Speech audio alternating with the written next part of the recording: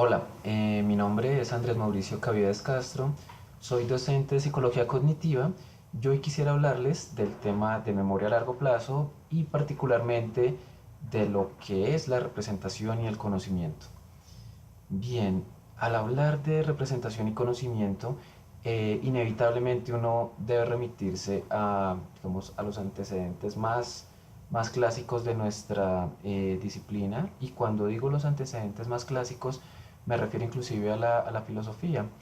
Hablar de representación y conocimiento no es algo que haya abordado exclusivamente la psicología, sino es un problema de vieja data, que fue abordado ya desde la antigüedad y en la modernidad y en diferentes momentos históricos por la filosofía. Hay que decir que, digamos, la manera clásica en que se aborda esta situación es considerando que hay un sujeto. En este caso pues tenemos a Manolito, que nos sirve como nuestro sujeto para explicar esta situación, que tiene la posibilidad de conocer el mundo, ¿cierto? Es decir, hay un acto de conocimiento.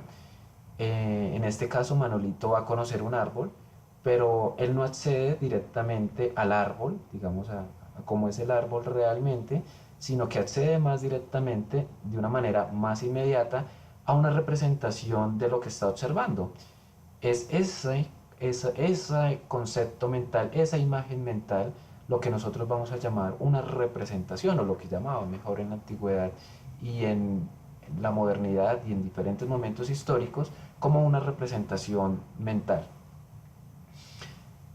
Digamos, esto lo menciono a modo de antecedente, ya que esto va a ser retomado posteriormente por los psicólogos, y en particular por los psicólogos cognitivos, para poder explicar la manera en que generamos conocimiento acerca del mundo y cómo ello nos permite adaptarnos y poder cumplir nuestros propósitos y fines de una manera mucho más eficaz. En esta otra imagen, digamos ya un poco más reciente, eh, se ilustra que nuestro sujeto conoce una parte de la realidad, que sería en este caso tan, tan pequeña como un perro Akita, y que esa parte de la realidad no se conoce de una manera totalmente fidedigna, sino que más bien nuestro cerebro nos permitirá conocer la información que va a ser relevante para el momento, para poder actuar en consonancia de, digamos, de las demandas de ese momento, y también de tal manera que se puedan cumplir nuestros objetivos y nuestros propósitos. Entonces, el propósito de esta presentación es hablar del concepto de memoria a largo plazo y de la representación y conocimiento, de tal manera que podamos explorar, digamos, los hallazgos más recientes de esta temática y poder ver cuál es su relevancia para la vida cotidiana, para nuestras vidas, y también para algunas aplicaciones en psicología y en algunas otras áreas aplicadas. Entonces, arranquemos. Para empezar, hagamos una actividad, y consiste en que debemos suponer que nos encontramos con un amigo que nos comenta que recién algunos días visitó un país. Nuestro amigo además decide sacar su celular y nos muestra la siguiente foto de su viaje. Pensemos por un momento lo que nos evoca la observación de esta imagen.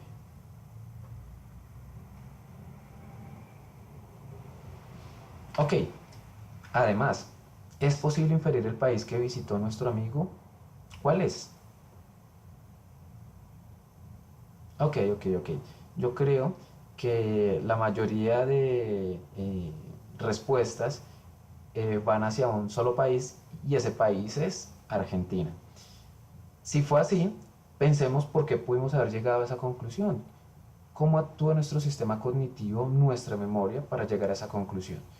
Entonces veamos lo primero, y lo primero es que tenemos un estímulo enfrente de nuestros ojos, que es una imagen, una fotografía, y esa fotografía nos muestra, digamos, dos elementos representativos o significativos.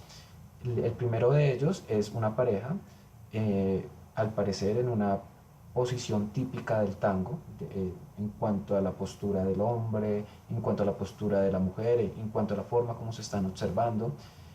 Y entonces eso ya nos permite inferir que si es tango, pues el tango es de Argentina, ¿no? Por otro lado, para los que conocen un poco más, Observarán también que hay un letrero que dice Caminito. Y Caminito es una de las zonas históricas más representativas de Buenos Aires. Entonces, bueno, Buenos Aires es la capital de Argentina.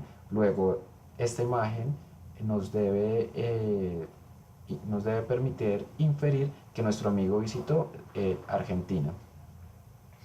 Bien, entonces veamos, o lo que podemos inferir, digamos una conclusión, es que nuestro sistema cognitivo no observa la realidad de una manera neutral, de una forma pasiva, sino que más bien está dotando de significado a la realidad que estamos observando, le da significados diversos. En este caso, esta imagen nos evocó muchos o algunos pensamientos, y esos pensamientos o esos recuerdos nos permitió concluir que la pareja, o mejor, que el sitio que visitó nuestro amigo era la Argentina. Entonces, digamos que allí podemos tener una primera evidencia de cómo el conocimiento nos permite extraer ciertas conclusiones. Para empezar, entonces, sería necesario definir qué es la memoria a largo plazo. Y la vamos a definir formalmente como un mecanismo que nos permite la codificación y almacenamiento de una gran cantidad de información durante un periodo de tiempo, 6 meses en adelante. Una característica de la memoria a largo plazo es que consolida esa información a lo largo de nuestras vidas, que si se almacena bien es muy difícil que lo olvidemos plenamente, ¿sí? Más bien son recuerdos que se codifican allí por una gran cantidad de tiempo. Este tipo de memoria, además, permite recordar información relevante como nuestro nombre, las palabras con las cuales hablamos y escribimos, el lugar donde vivimos cuando éramos niños, el lugar donde estuvimos en las últimas vacaciones o incluso los movimientos necesarios para ejecutar bien una pieza de baile. Entonces, observemos que todos estos recuerdos, toda esta información está almacenada y que nosotros la podemos evocar, digamos, en diferentes momentos en cuanto la logramos preservar por grandes cantidades de tiempo en nuestra memoria a largo plazo. Algunas definiciones para empezar. La primera es el conocimiento y lo vamos a entender como aquella información acerca del mundo que se almacena en la memoria a largo plazo y que va de lo cotidiano a lo formal. Entonces va a ser esa información que está allí en nuestra memoria a largo plazo, que va de lo cotidiano, es decir, de las circunstancias que vivimos en el día a día. Eh, por ejemplo, de las situaciones que observamos, de las personas con las que hablamos, de lo que nos llamó la atención en determinado momento. Todas esas experiencias se almacenan en nuestra memoria y son cotidianas, pero también va a haber una información algo más formal, es decir, que no viene de la cotidianidad, pero que igual las aprendemos y las almacenamos en nuestra memoria a largo plazo. Un ejemplo de ello son los conceptos que aprendemos en una carrera como psicología. Vamos a una institución particular que es la universidad y allí aprendemos sobre una serie de conceptos que no son manejados por todas las personas, sino más bien son conceptos especializados, son conceptos formales y que los aprendemos, los almacenamos en nuestra memoria a largo plazo y que posteriormente nos sirve para ejercer como profesionales de la psicología. Entonces fijémonos en esa naturaleza doble del conocimiento, que es necesaria para la cotidianidad, pero también para un conocimiento más formal, más específico y más técnico, si se pudiera decir. Este conocimiento tiene dos características. Una, que ayuda a darle sentido a la realidad que percibimos y a comportarnos de una manera coherente con nuestro entorno. Nosotros, al interactuar con nuestra realidad, con nuestro entorno, le estamos dando un sentido, activamos nuestros recuerdos, etc.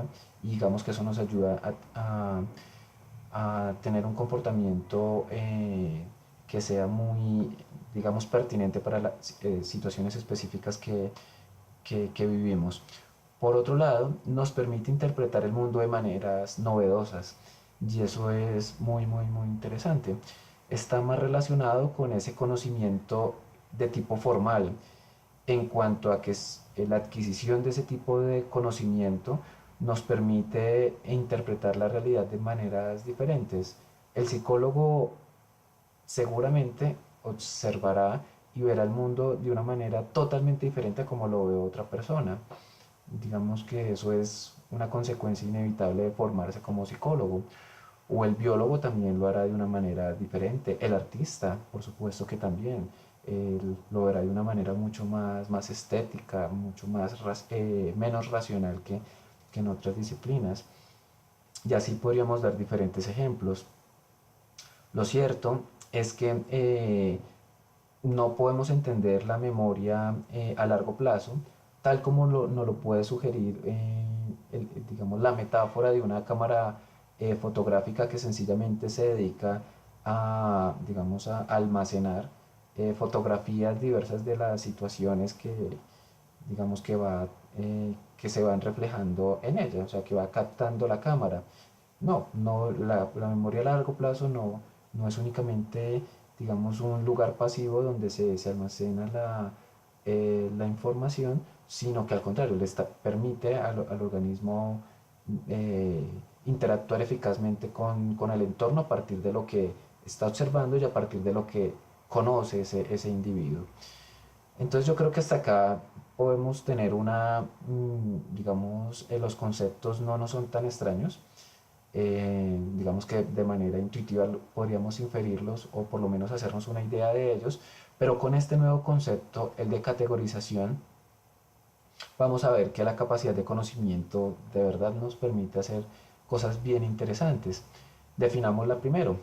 Entonces, la categorización la vamos a entender como la capacidad de establecer que una entidad percibida pertenece a un grupo específico de cosas que comparten características claves y de realizar inferencias o deducciones sobre aquella entidad. Entonces, volvamos al ejemplo de la imagen que nos mostró nuestro amigo, en donde una pareja estaba bailando una danza particular y inicialmente nosotros diríamos, ok, es una imagen particular, pero tan pronto nosotros la clasificamos como tango, em- empezamos a hacer ciertas inferencias sobre ella. La principal es que el sitio en donde se encontraba esta pareja era Argentina. Entonces fijémonos que aunque ese dato no estaba directamente allí en la fotografía, nosotros lo pudimos inferir, lo logramos deducir a partir de una posibilidad que tiene nuestra memoria a largo plazo y es sacar información a partir de sacar deducciones, perdón, a partir de la categorización.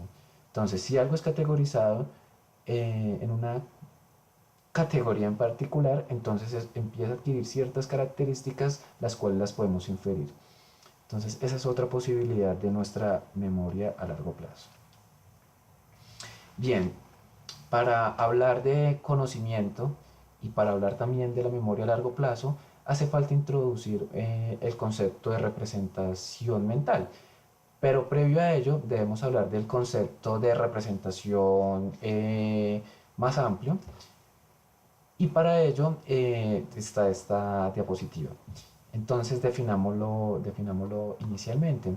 Las representaciones van a ser aquellos estados físicos como marcas en una página, los campos magnéticos de un computador o las conexiones neurales de un cerebro que representan un objeto, un suceso o un concepto. También las representaciones transmiten información de aquello que representan. Ilustrémoslo a través de un ejemplo. Yo creo que esta imagen nos es familiar, por lo menos a los que vivimos acá en la ciudad de Bogotá, porque es el mapa del sistema de transporte público, digamos, más grande de la ciudad, que es Transmilenio. Ahora la pregunta que nos podemos hacer es si el mapa de Transmilenio es una representación. Veámoslo, según las características que presentamos previamente. Lo primero, ¿es un estado físico? Sí, sí es un estado físico, porque pues por lo menos son unas marcas en una página. Eh, entonces cumple ese primer criterio, de ser un estado físico. Ahora, el segundo criterio, el criterio B, representa un objeto, suceso o concepto, y es sí, la respuesta es sí. porque el mapa de Transmilenio nos permite representar al sistema de Transmilenio. El sistema de Transmilenio en sí mismo no es este mapa, pero este mapa nos permite conocer sus características, es decir, las avenidas principales por donde pasan los buses, las estaciones, los nombres que tienen digamos, las diferentes avenidas por donde pasa el sistema, nos permite también identificar cuál es el norte de la ciudad, etcétera, etcétera, etcétera. Luego, el mapa de Transmilenio es una representación del sistema Transmilenio. De allí que la conclusión es que el mapa sea una representación del sistema de Transmilenio en Bogotá. Bien, una característica es que las representaciones eh, van a permitir elaborar el conocimiento. El conocimiento se elabora a partir de representaciones que se denominan mentales y de allí que vamos a pasar ahora a definir las representaciones mentales. Y para ello vamos a volver a la imagen que teníamos al principio y es la de Manolito observando, conociendo un objeto que es un árbol. Bien, el concepto clásico de representación mental se puede ilustrar con esta imagen, tal como lo decíamos. Manolito conoce un árbol y al conocerlo genera una representación mental de él. Digamos, algunas visiones consideraban que esa representación mental era una copia fiel de ese objeto. Ahora, digamos, eso no es tan, digamos, la investigación en psicología y en psicología cognitiva ha mostrado que eso no es tan así, pero digamos, estos conceptos iniciales nos permitieron, nos dieron un punto de partida para conocer mejor, digamos, la forma en que la mente representa la realidad. Entonces, podríamos preguntarnos, ¿realmente la mente representa la realidad como se muestra en el modelo de la imagen anterior? Y es no. Al parecer lo hace de esta manera, pero solo parcialmente. Solo lo hace parcialmente, no totalmente. Lo que sí sabemos es que una característica de la mente es que almacena los recuerdos, representaciones de las experiencias percibidas. Entonces esa va a ser una característica. Y es que nuestra mente sí nos va a permitir almacenar recuerdos de lo que estamos percibiendo constantemente. Generamos recuerdos acerca de ellos. Ok, dos criterios necesarios para definir las representaciones mentales son los siguientes. El primero, el criterio de la intencionalidad, que nos dice que una representación tiene que construirse deliberadamente para representar algo. En particular, vamos a decir que la mente almacena información de manera automática con independencia de la voluntad de los individuos. ¿Qué quiere decir eso? Que nuestra mente está almacenando información de lo que percibimos con independencia de nuestra voluntad, que no depende de que queramos o no, sencillamente lo hacemos desde nuestra más tierna edad como niños, como bebés, hasta nuestros últimos días. Es algo que estamos haciendo de manera constante. Ahora, nuestra mente también es una construcción biológica que permite deliberadamente representar la realidad. Entonces, nuestra mente cumple con ese criterio de intencionalidad. Por otro lado, está el criterio de transmisión de información. Este nos dice que una representación tiene que conllevar información sobre lo que representa. Entonces vamos a ver que nuestra mente también permite transmitir información de la realidad de una manera, de una buena forma, o sea, transmite información totalmente relevante. Digamos que son dos criterios que nos propone Smith y Koslin para las representaciones mentales. Nuevamente, la conclusión es que las representaciones mentales van a establecer las bases del conocimiento. Formato de las representaciones mentales. Por formato nos vamos a referir a los elementos que conforman a una representación y a las características de los procesos que actúan sobre ellos para extraer información. Entonces, de manera general, existen dos formatos de las representaciones mentales: formatos de modalidad específica y formatos en donde acudimos a símbolos amodales que son arbitrarios y abstractos. Para ejemplificar esto, para entenderlo un poco mejor, es necesario decir que los formatos de modalidad específica son muy similares al objeto que es percibido.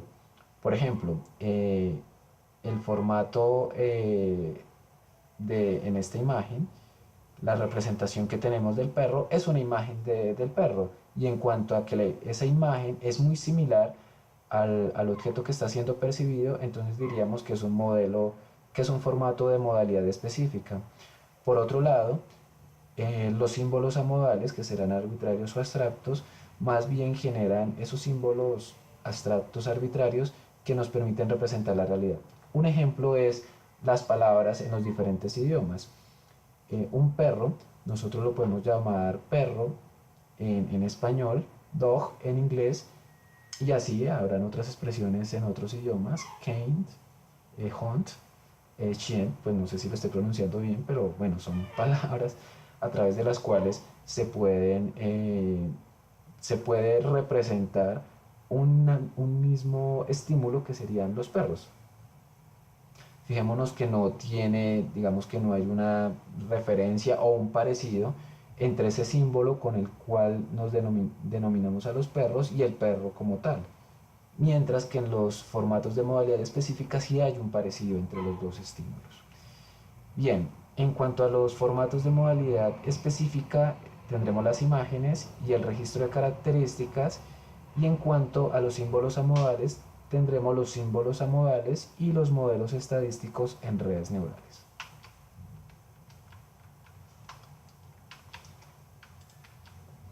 Bien, hablemos de los primeros tipos de representación que corresponderán a las representaciones de modalidad específica, que son las imágenes. Eh, una pregunta que indagaron los investigadores de este tema es si existen imágenes en la mente como fotografías en el cerebro. Veamos por ejemplo esta imagen, o sea, vemos la realidad a nuestro perro Akita, que ya lo hemos visto en varias imágenes, y la pregunta es si en nuestra mente hay algo así como una fotografía de este perro. Entonces, para indagar esto, investigadores holandeses, al mostrar la palabra brains, encontraron que aparecía en el patrón de actividad cerebral de los lóbulos occipitales, es decir, los que están en la parte posterior del cráneo, de los participantes imágenes como estas. Entonces, el estímulo original era este, con la palabra brains, y al observar la actividad cerebral de algunas partes específicas de los lóbulos occipitales, vieron que había una activación de esta índole. ¿Qué concluyeron ellos? Que en efecto hay una imagen arcaica que se almacena en los lóbulos occipitales, cual si fuera la misma imagen que se está observando. Entonces fue un hallazgo bien interesante que sugería que nuestra mente representa la realidad en formato de imagen. Ahora bien, otras investigaciones han mostrado que esa imagen mental no es una imagen fidedigna, fiel de la realidad, sino que esa imagen, nuevamente, no es uniforme en representar el detalle de la realidad, y más bien nos permite generar procesos que sean mucho más relevantes para el individuo. Tal vez ver la realidad de manera, digamos, de manera fidedigna, de manera fiel, no sea tan relevante como poder llegar a interpretaciones como el Akita es bravo y me puede morder. Eso es más relevante que poder ver la realidad de una manera fiel. Entonces vemos que nuestro sistema perceptual y nuestro sistema de memoria nos permite sacar unas conclusiones bien interesantes. Eh, Algunas, digamos, demostraciones de ello, de este fenómeno, es el del fenómeno de ceguera al cambio. Ustedes pueden buscar, por ejemplo, en YouTube, colocar estas palabras clave como fenómeno de ceguera al cambio, y verán que les aparecerá videos que explican ese fenómeno. Y allí se darán cuenta que nuestro sistema perceptual no es tan bueno para captar la información circundante, eh, digamos, la información sí, circundante, en momentos cuando prestamos atención a aspectos puntuales de la realidad. Cuando detenemos nuestra atención en algo muy puntual, lo que está alrededor pierde relevancia y no lo captamos de manera adecuada. Entonces, digamos que el fenómeno de ceguera al cambio nos permite ilustrar y ver ese fenómeno de una manera más adecuada. Los invito a que busquen ese fenómeno que es bien interesante. Ok, entonces tenemos el primer tipo de representación, que son las representaciones de modalidad específica de las imágenes. Otro tipo de representaciones de modalidad específica son los registros de características. El registro de características nos permite categorizar características significativas de los estímulos, lo cual tiene un papel importante en la supervivencia de un organismo y en la persecución de sus metas. Esto está relacionado con lo que acabo de mencionar previamente, y es que nuestro sistema perceptual y nuestro sistema de memoria no están especializados tanto para, digamos, para ver la realidad con sus detalles últimos, sino más bien para podernos adaptar mejor a la realidad eh, digamos, identificar información que sea relevante. Veamos el ejemplo que hemos tenido a lo largo de la presentación, y es el perro Akita, que es percibido por un individuo. Acá voy a hablar de algunos detalles neurológicos, no pretendo ser exhaustivo, digamos, o más que exhaustivo, preciso, digamos, con las diferentes zonas neurológicas, puedo ser algo impreciso allí, pero lo que sí quiero mostrar es, digamos, cómo el cerebro y la mente funcionarían ante eh, digamos, ante la percepción de un estímulo que sería un perro Akita. Entonces, lo primero es que al observarlo, nuestro sistema visual es impresionado, es afectado, y eso va a transmitir una imagen a el núcleo geniculado lateral, que es como una especie de zona de, digamos, de direccionamiento a diferentes partes del cerebro, que envía esa información a varias partes. Podemos guiarnos un poco por las líneas amarillas. Entonces, en las partes posteriores del cerebro se identificarán aspectos como la brillantez, los bordes, las líneas de esa imagen. Ok, allí se procesa esa información particular. En B2, otra parte en la zona posterior del cerebro, se integra la información del movimiento, el color, la forma. Uno podría decir hasta este momento que se está procesando información de tipo visual, porque esa información pues es, digamos, es la que percibe directamente el órgano visual. eh, Se activarán otras zonas, como por ejemplo esta otra, en donde, digamos, se sacan algunas conclusiones del lugar donde se está, que el perro está encima del montículo, etcétera. Más interesante aún va a ser que nuestro sistema límbico también se va a activar, es decir, ustedes recordarán que el sistema límbico está relacionado con las emociones, y si es el caso, pues nos podríamos asustar si vemos que el perro Akita es amenazante, y eso es adaptativo, porque si nos asustamos y sentimos temor, podríamos huir o podríamos tomar una posición de defensa. Bueno, nos podríamos disponer para afrontar mejor la situación.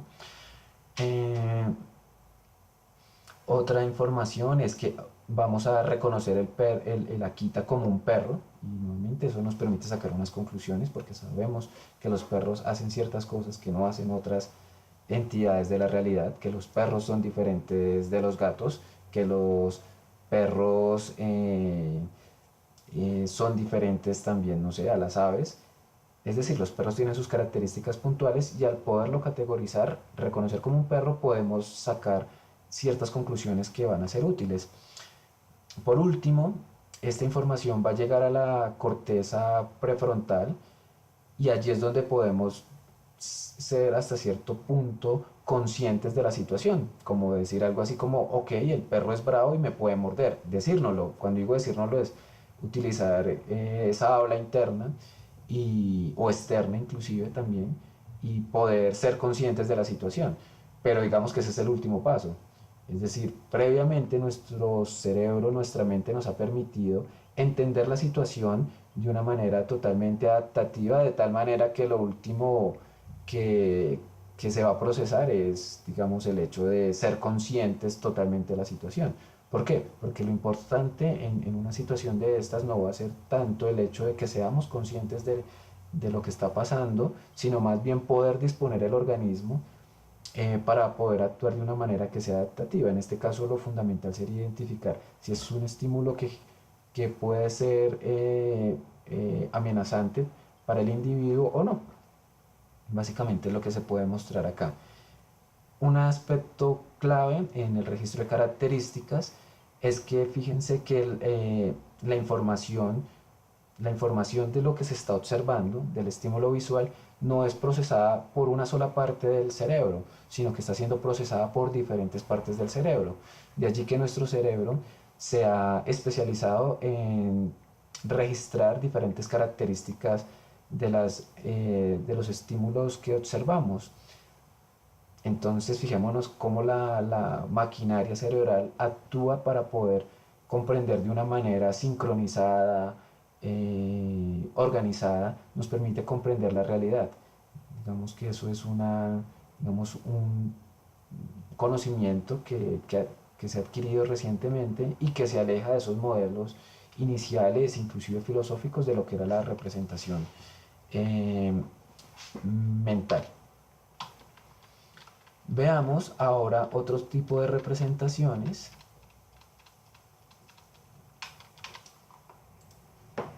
que tiene que ver con los símbolos amodales.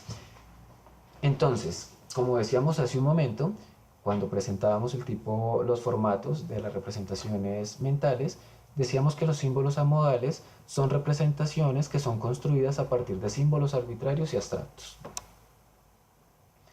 Estos símbolos nos permiten describir las propiedades y relaciones entre las entidades significativas percibidas. Por otro lado, utilizan un lenguaje similar al lógico proposicional. También complementan las imágenes en cuanto clasifican las regiones de una imagen. Además, continúan con la tarea de los detectores de registro de características. Y por último, corresponderían a un lenguaje propio de la mente. Digamos, yo sé que he enunciado esto un poco rápido, pero lo podemos entender un poco mejor con esta imagen. Entonces, lo que podemos decir es que nuestra mente contaría con algo así como un lenguaje propio que nos permite dotar de sentido y representar la realidad. Entonces volvamos a la imagen del perro Akita con una persona que está al lado. Y supongamos que nosotros podemos representar ese lenguaje de la mente a través de estos símbolos que se encuentran en esta parte. Ahora bien, supongamos que esos símbolos arbitrarios, símbolos amodales, representan algo de la realidad que se está percibiendo. Entonces este símbolo, el de la C encerrada en un circulito, sería el montículo, la letra mu sería la braveza, esta integral, que parece una integral, sería al lado, este circulito con estas 4 rayitas sería encima, esta clave sería la quita, este símbolo de libra la persona, esta como os sería un parque y esta M cruzada morder. Entonces nuestro sistema cognitivo, al observar una situación, digamos, formularía una especie de afirmación en símbolos amodales que tendría esta forma. Si nosotros lo pasamos, digamos, a un lenguaje menos abstracto, a un lenguaje más natural, diríamos algo así, haciendo la traducción, que el parque y el montículo están encima y al lado de la quita que está bravo y al lado de una persona, entonces el perro bravo entonces puede morder. Ya digamos en un lenguaje mucho más natural, podríamos hacer la traducción como que el Akita que está encima del montículo al lado de la persona puede ser bravo y me puede morder. ¿A qué va todo esto? A que la propuesta de los símbolos amodales proponen algo así como un lenguaje de la mente, que ese lenguaje se traduciría a unas formas similares a las lógico-proposicionales, y que digamos que de esa manera también se representaría la realidad. Parece ser que algo de eso existe, que nuestra mente tiene también su propio lenguaje, y eso nos llevaría a cosas bien interesantes, ¿no? Porque digamos la tarea de nosotros como psicólogos cognitivos, si ese fuera nuestro campo de interés y de investigación, sería descifrar ese lenguaje de la mente, que no correspondería a nuestro lenguaje natural, sino que tendría su propia lógica y que sería parte, digamos, de nuestra tarea descifrarlo. Bien, por último estarían los modelos estadísticos en redes neuronales. Estos modelos nos proponen que nos van a proponer que las representaciones se realizan a partir de patrones estadísticos en forma binaria. Por ejemplo, el perro de la imagen podría representarse como 11000 11110010. Entonces, básicamente lo que nos proponen estos modelos es que cada elemento de la realidad y sus características pueden ser representados a partir de un código binario y que ese código binario, digamos, en cuanto es procesado de esta manera, en cuanto es almacenado de esta manera, pues le correspondería, digamos, correspondería a un elemento particular de la realidad y así se almacenaría en nuestra memoria a largo plazo y así se iría conformando, digamos, nuestros recuerdos. Digamos que podemos verlo un poco mejor acá en esta imagen, en la que se llama percepción, en donde vemos nuevamente el perro Akita que es percibido a partir del registro de características. Digamos, la información se distribuiría a diferentes partes del cerebro, pero también utilizando los modelos neuronales, podríamos decir que ese perro en particular que observamos en esa situación en particular se almacenaría con un código binario también particular y que así se almacenarían en nuestra mente, acá sí de una manera muy similar a como ocurre con las computadoras. La información en las computadoras se almacena en forma binaria, en formas de unos y ceros. Pero bien, digamos que esta imagen nos permite entender esto, pero la diapositiva nos habla sobre la simulación. La simulación, vamos a definirla, es el proceso a través del cual es posible activar una representación mental en ausencia del estímulo físico que la generó.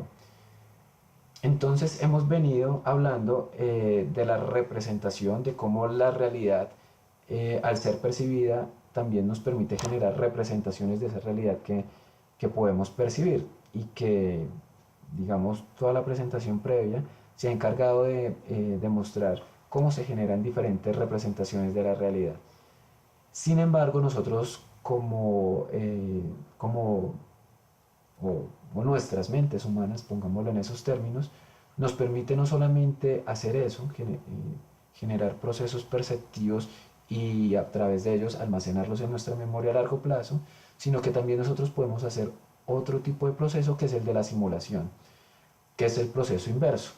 Es decir, podemos activar eh, nuestra memoria a largo plazo para traer a nuestra mente la percepción, o mejor la visualización de estímulos que no están presentes en nuestro momento, en este momento. Es decir, si yo les dijera en este momento, y podemos hacer el ejercicio, es muy sencillo, de pensar en la casa en la cual vivimos en nuestra infancia, nosotros podríamos traer por medio del proceso de simulación esa imagen a nuestra mente y podríamos observar esas características que tenía nuestra casa de nuestra infancia. Cuando hacemos eso, estamos haciendo un proceso de simulación, que es un proceso inverso. Entonces, debido a ello, a la simulación, es que tenemos la capacidad de procesamiento de arriba a abajo, que nos permite a su vez crear imágenes mentales y recordar sucesos pasados.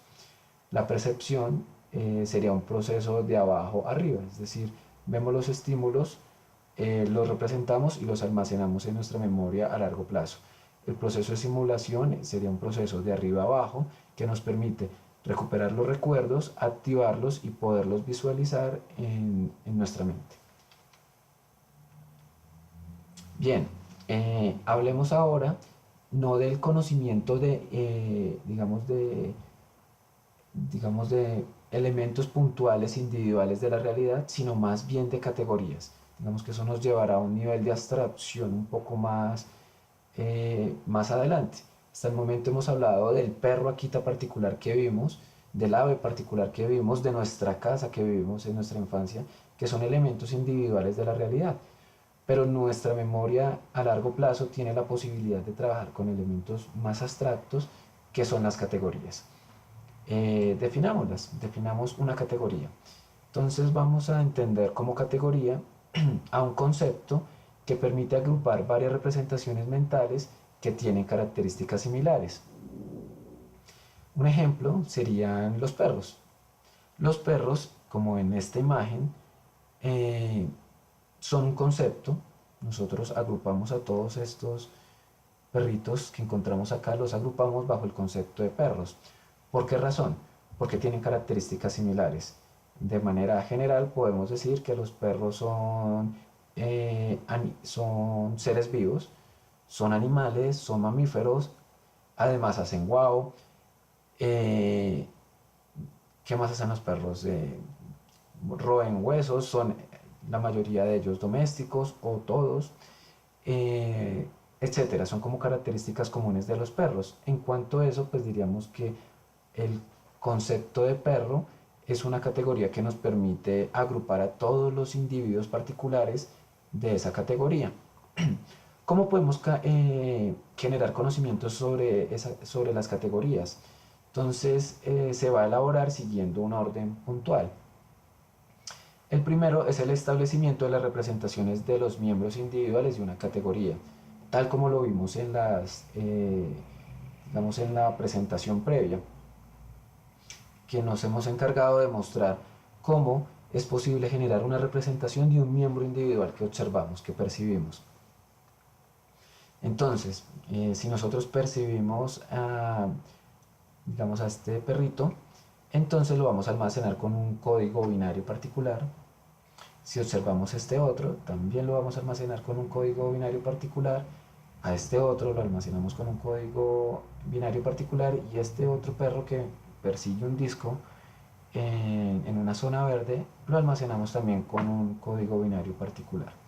Entonces cada uno de ellos es percibido y es representado por nuestra mente y almacenado un recuerdo en nuestra memoria a largo plazo. Ahora bien, si nosotros vemos, cada uno de ellos tiene, digamos, un número, tienen en su código números similares. Todos ellos tienen el número 1 como primer dígito, tienen otro número 1 como tercer dígito, y todos terminan con los dígitos 1, 0. Y eso nos permitiría establecer que todos, digamos que esto es a nivel, digamos, bien binario y bien matemático, es lo que nos permitiría identificarlos a todos como pertenecientes a la categoría de perro. Eso, pues de manera, digamos, un poco formal, se llamaría un hub de información. Un hub de información es aquella información, digamos, aquel código binario que nos permite almacenar individuos particulares de una categoría. Cuando se logra ello, entonces hemos representado una categoría. Ahora bien, cuando nosotros recuperamos de nuestra memoria a largo plazo la categoría perro, tal vez pensemos en un perro como este. Yo diría que muchas personas pensarían en un perro como este que está en la imagen. Entonces, eh, digamos que nuestra mente, cuando simula, cuando recupera una categoría, da la imposibilidad de recordar los miembros individuales, más bien va a recuperar un individuo prototípico, es decir, que reúne la mayor cantidad de categorías o de características que le corresponden al concepto de perro, que podría ser más o menos similar a este. Piensen ustedes si cuando tratan de pensar en un perro, si piensan en un perro como este. Si es así, entonces, digamos, esa experiencia confirmaría, digamos, esto que se está mencionando.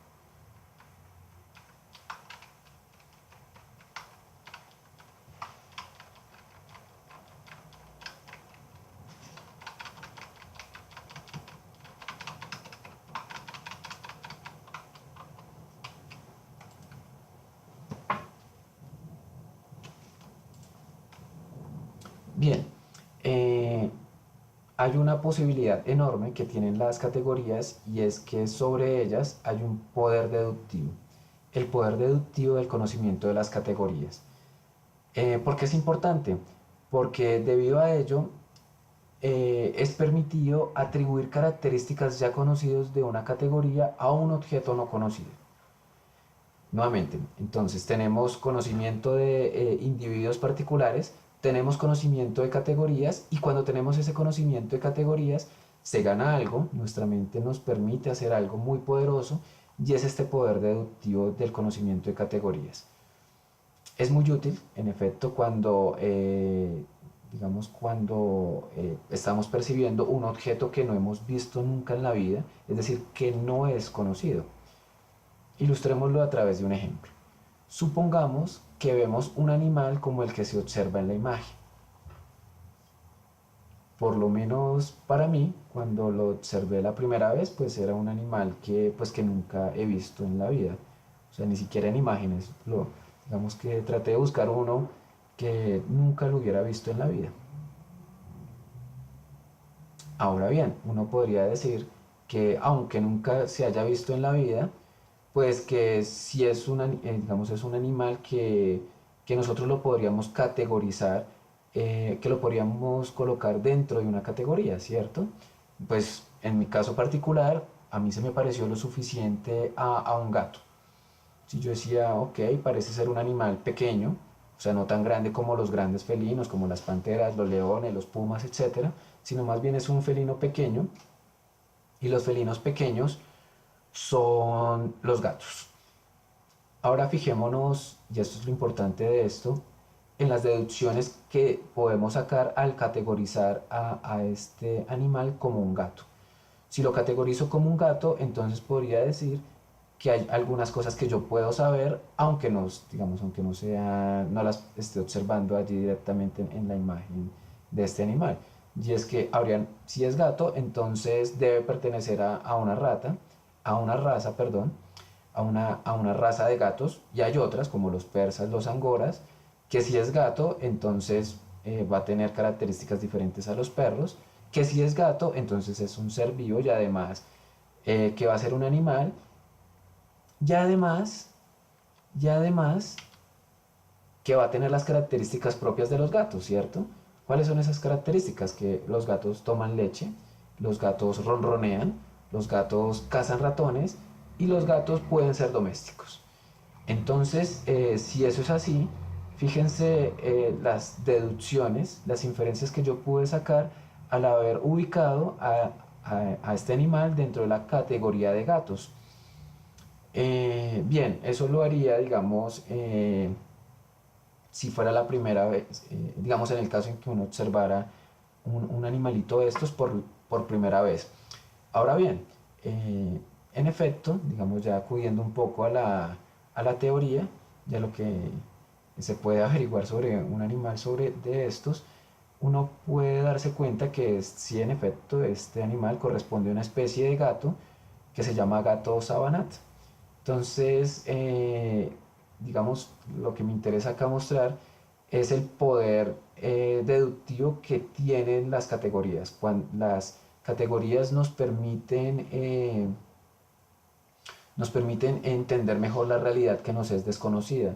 La mente tiene algo, y esta es una característica muy, muy interesante, y es que la mente, digamos, prefiere tener malas conclusiones, malas categorizaciones, porque las podemos hacer malas categorizaciones.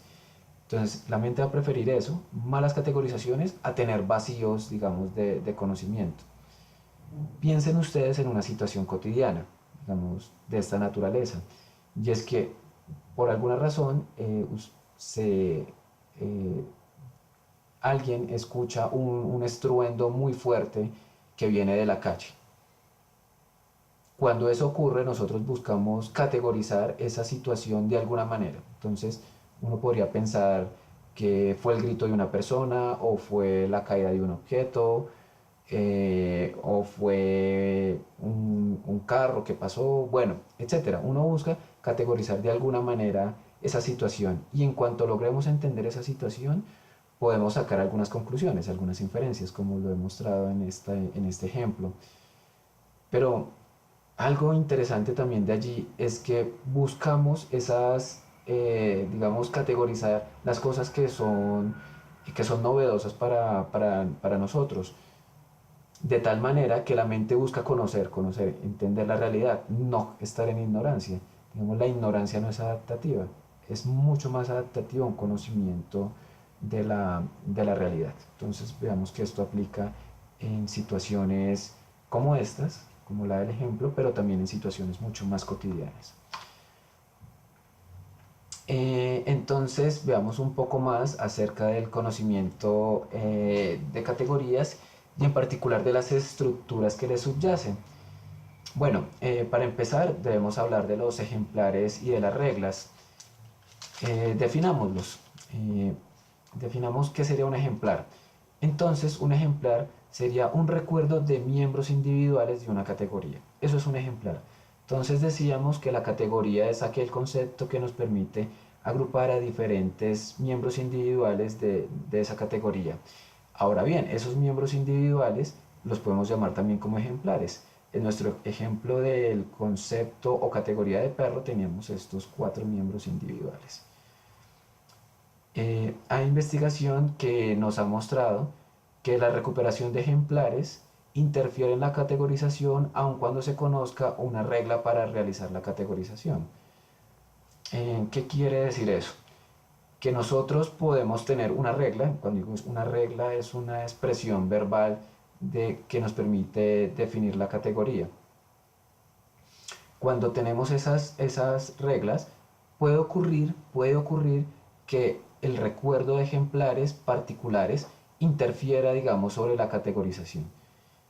Piensen ustedes, eso, digamos, podría afectar el aprendizaje de ciertos conceptos en donde nos dan una regla para que los aprendamos. Entonces nos dicen eh, que cierto elemento que ciertos elementos van a pertenecer a una categoría siempre que entren dentro de esa regla, pero entonces van a estar allí los recuerdos que tenemos previamente de ejemplares y que pueden interferir. Entonces, digamos que eso es un elemento que se debe tener en cuenta en el aprendizaje y en los planes de formación, digamos, porque es algo que tiene evidencia investigativa de que puede interferir. Digamos que yo sé que esto queda mucho más claro a partir de una demostración. Existe una que nos proponen los autores Smith y Koslin, que es la demostración de los constructores y los cavadores, eh, que sería muy pertinente que se revisara para que quedara un poco más claro.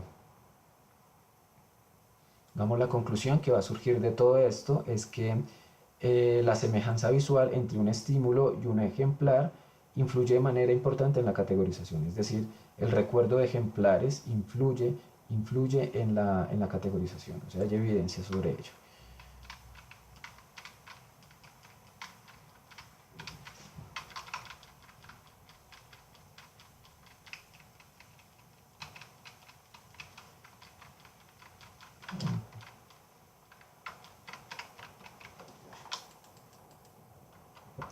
Bien, veamos ahora ejemplos o mejor, unos conceptos adicionales que son los conceptos de prototipos y tipismos, relacionados también con la categorización. Los prototipos los vamos a definir como aquellos, eh, digamos, aquellos elementos que especifican las propiedades más probables que es posible encontrar en una categoría.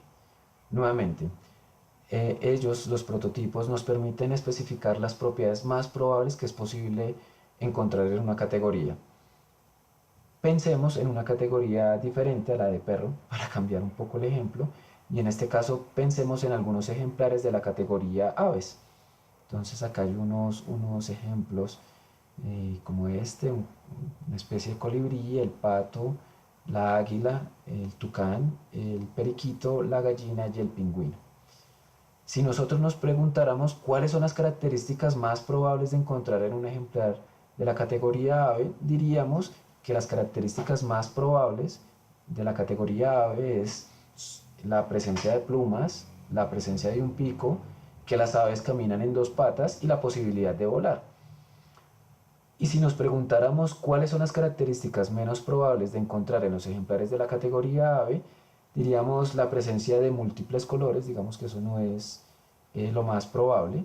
Vivir en el polo, no, o sea, hay muchas aves que viven en otras partes del mundo. Buscar la comida en el interior de las flores, no, eso pertenece a ciertas aves, pero no a todas. Y ser domésticas, sí hay unas aves domésticas, pero no todas son aves. Entonces el prototipo de una categoría, en este caso la categoría ave, nos va a decir, nos va a mencionar cuáles son las categorías más probables. Y las categorías más probables son las que encontramos en el recuadro naranja. Aquella, digamos, lo que nos va a permitir identificar ese prototipo son estas características más probables y que ya mencionamos anteriormente.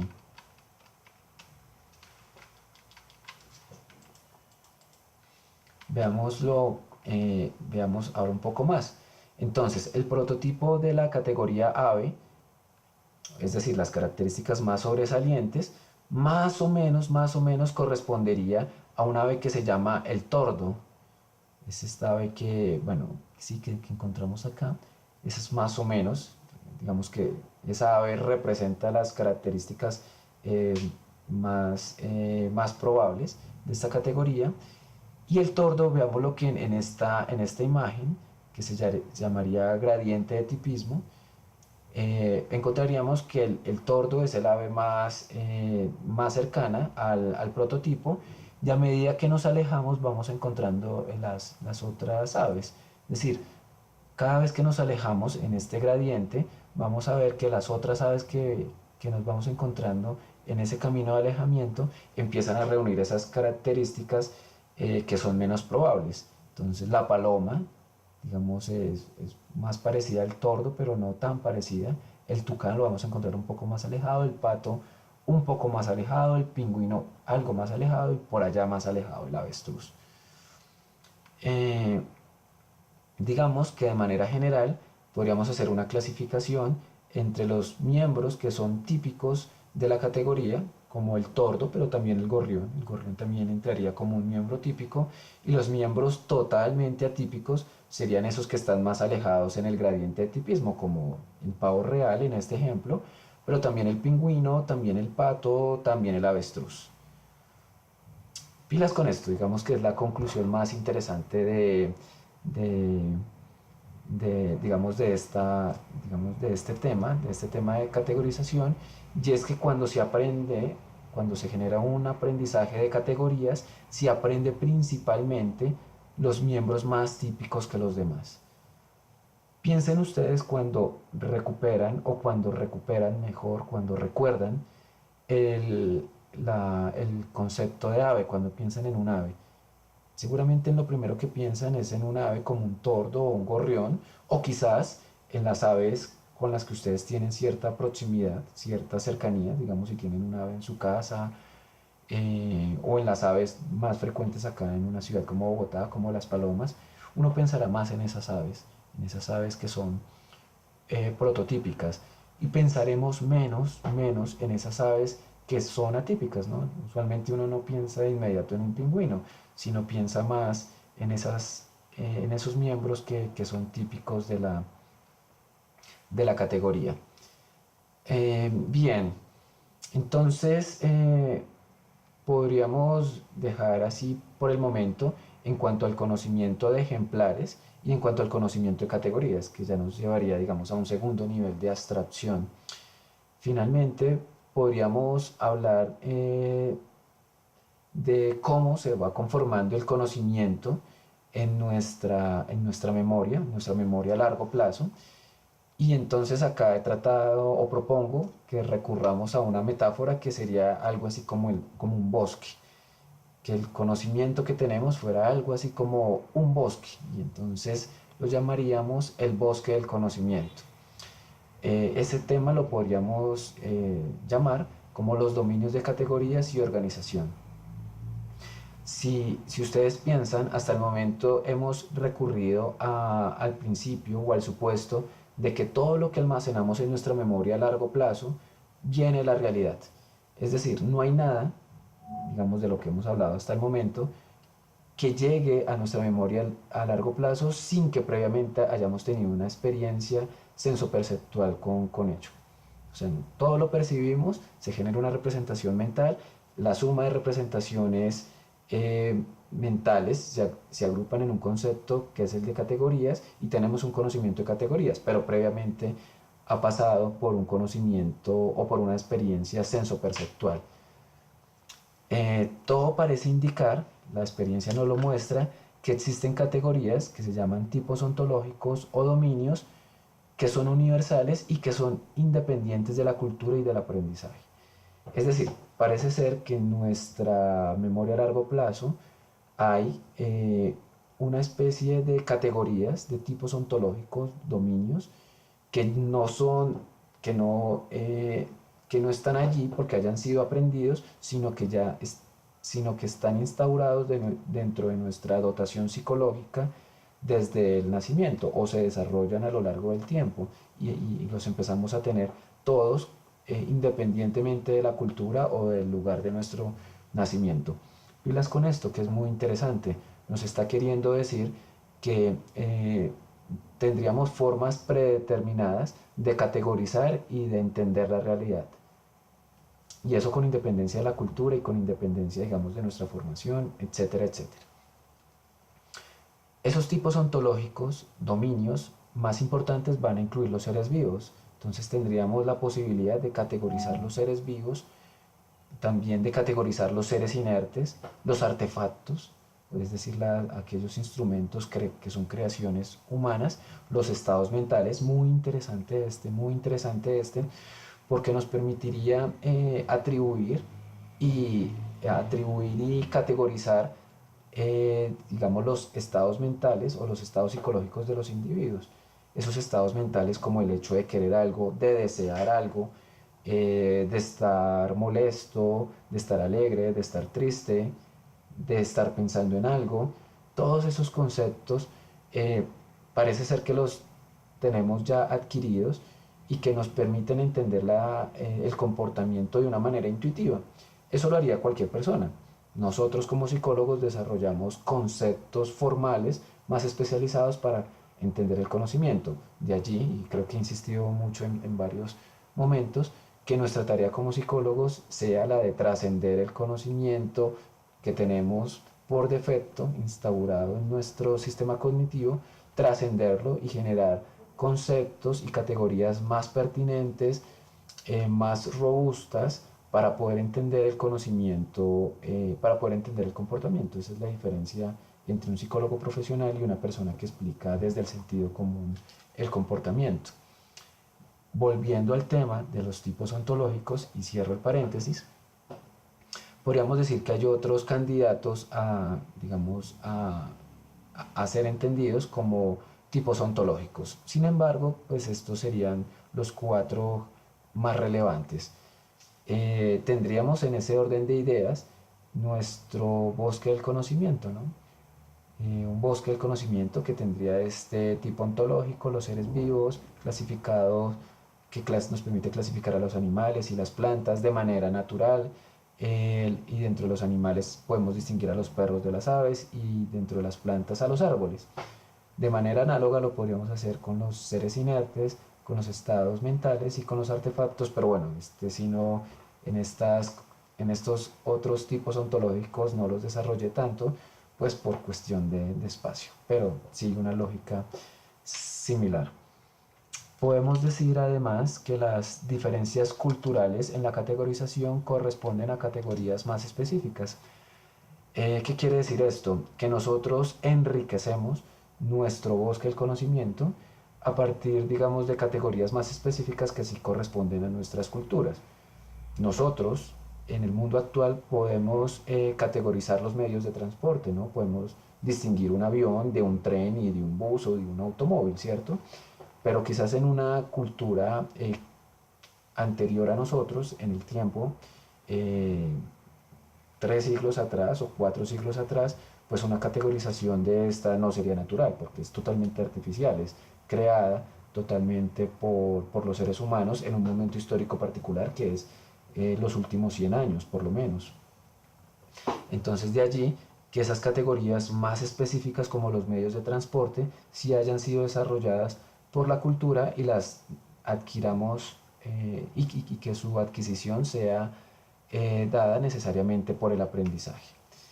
En esta imagen solamente quiero mencionar algo, y es que parece ser que esos tipos ontológicos, eh, hay una investigación que todavía es muy preliminar, pero parece indicarnos que esos tipos ontológicos sí se ubican en áreas especiales, eh, digamos, áreas particulares de nuestro cerebro. Principalmente, podríamos decir que las áreas asociativas sirven para asociar la información relacionada a una representación. Bien, podemos ir a, digamos ya, eh, hablando un poco más de la categorización, podríamos hablar de un concepto relacionado que son las taxonomías. Definámoslas para empezar. Entonces, las taxonomías las podemos entender como el conjunto de categorías anidadas que varían en su grado de abstracción, siendo cada categoría anidada un subconjunto de la categoría de orden superior a la que pertenece. Entonces, estas taxonomías nos permiten relacionar eh, las diferentes categorías, y que hay unas categorías que son más abstractas que otras. Un ejemplo que podemos postular es el de seres vivos. Digamos, los niveles más abstractos, los niveles supraordenados, corresponderían a la categoría misma de seres vivos. A los de animales habrían unos niveles básicos o intermedios, gatos o perros, y habrían unos niveles menos abstractos, más cercanos a la realidad, que serían los subordinados, ¿no? Los gatos persa, los gatos sabaná, los gatos angora, o los perros labradores, los perros akita o los perros siberianos. Entonces es un nivel de abstracción menor. Entonces, la taxonomía nos permite relacionar diferentes categorías, ponerlas en diferentes niveles dependiendo de su nivel de abstracción, en donde las supraordenadas van a ser las más abstractas, y las más inmediatas, eh, o las menos abstractas, van a ser esas categorías que llamamos acá subordinadas. ¿Por qué cobra relevancia estas taxonomías?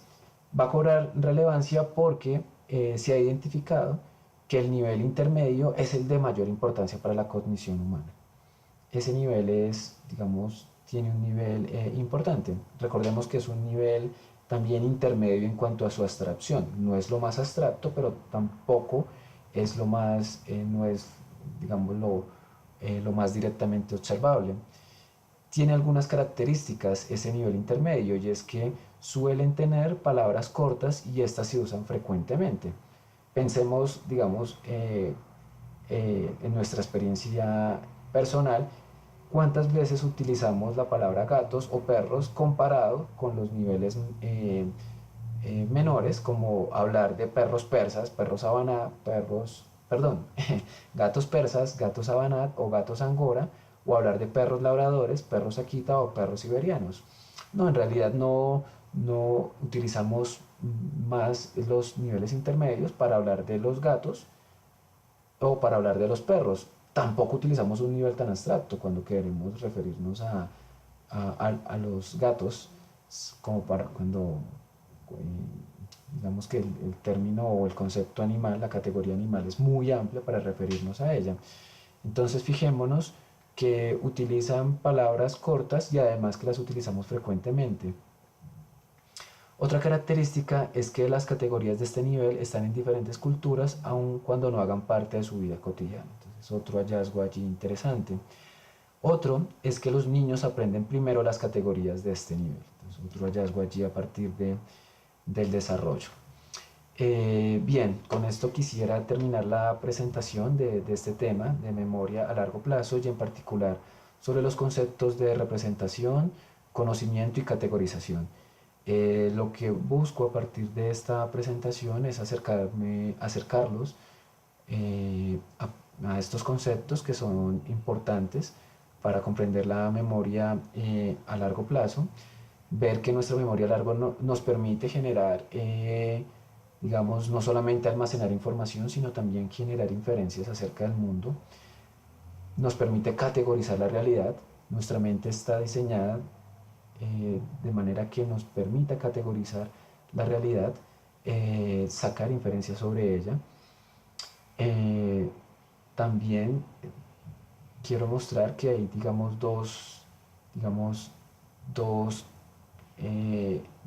momentos o dos partes, digamos, de la comprensión de la realidad. Una que parece ser innata, y eso pues tiene una implicación grande, porque parece ser que esa realidad o esa categorización innata nos dota de herramientas muy fuertes para poder adaptarnos a nuestro entorno, pero que también podemos robustecer nuestro conocimiento y nuestras categorías a partir de un aprendizaje cotidiano por un lado, pero también a partir de un aprendizaje formal a través digamos, de la formación en las instituciones educativas, desde el jardín hasta las instituciones educativas superiores como las universidades.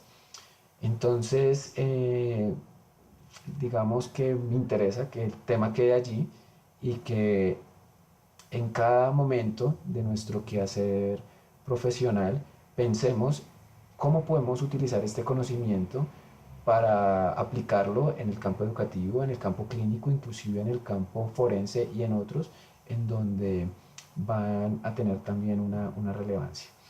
Entonces, bueno, esto era todo por hoy. No me queda más sino agradecerles y decirles que seguramente nos encontraremos en otro espacio académico y muchas gracias por todo.